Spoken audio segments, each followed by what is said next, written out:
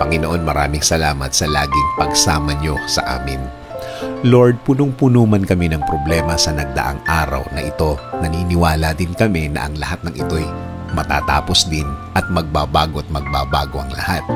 Alam namin na dadating ang araw na when we look back, mangingiti kami at sasabihin namin, thank you Lord sa lahat ng nagdaan at tinulungan mo kami.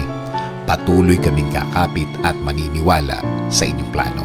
Alam namin na wala kayong plano na makakasakit sa amin. Alam namin na ang lahat ng plano mo ay para sa kapakanan namin. Patuloy niyo pong pasukin ang aking buhay.